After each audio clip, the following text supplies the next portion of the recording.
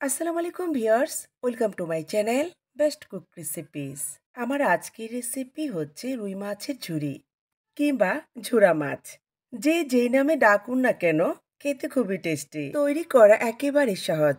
তাহলে চলুন দেখে নেওয়া যাক। ঝুরা মাছের জন্য এখানে আমি 3 পিস রুই মাছ হলুদ লবণ মেখে লালচে করে ভেজে নিয়েছি। এখন মাছগুলো থেকে কাঁটাটাকে ছাড়িয়ে নিচ্ছি।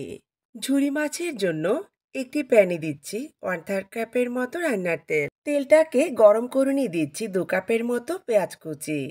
এই রেসিপিতে পেঁয়াজের পরিমাণটা বেশি থাকবে। এবার নেড়ে চেড়ে পেঁয়াজটাকে ভেজে নিচ্ছি।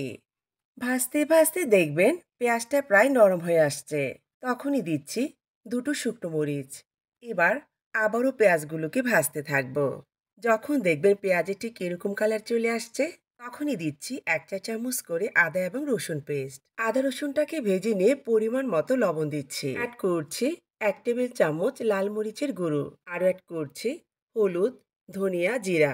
এগুলো আমি 1 চা চামচ করে দিয়েছি। তারপর নেড়ে দিয়ে কিছুক্ষণ কষিয়ে নিয়েছি। এখন দিচ্ছি আগে থেকে বেছে নেওয়া মাছ। তারপর সবকিছু ভালোভাবে মিশিয়ে নিচ্ছি।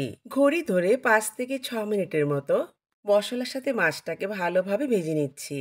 ভাজতে ভাজতে দেখবেন মাছে দারুণ একটা কালার চলে আসছে। তখনই অ্যাড করছি 1/2 চা চামচের মতো গরম মশলার গুঁড়ো। এই রেসিপিতে কোনোভাবে গরম মশলার গুঁড়োটা স্কিপ করা যাবে না যদি ভালো টেস্ট পেতে চান। আমার ঝোড়া মাছ প্রায় শেষ পর্যায়ে। এখন অ্যাড করছি 1 ফালি লেবুর রস। আমার হাতের কাছে লেবু পাতা ছিল না। আপনারা চেষ্টা করবেন লেবু পাতা দেওয়ার জন্য। তবে লেবু পাতা কিন্তু নামানোর আগে দিতে হবে। লেবু পাতা দেওয়ার পর বেশিক্ষণ জাল করা যাবে না, তাহলে কিন্তু তিতা হয়ে যাবে। আমি এখানে আরেক টুকরো লেবু নিয়েছি। লেবুটা দেওয়ার কারণে টেস্টটা খুব ভালো আসবে। একটু হালকা টক টক ভাব আসবে, খেতে কিন্তু দুর্দান্ত লাগে। এখন আরো 1/4 কাপের মতো তেল অ্যাড করেছি।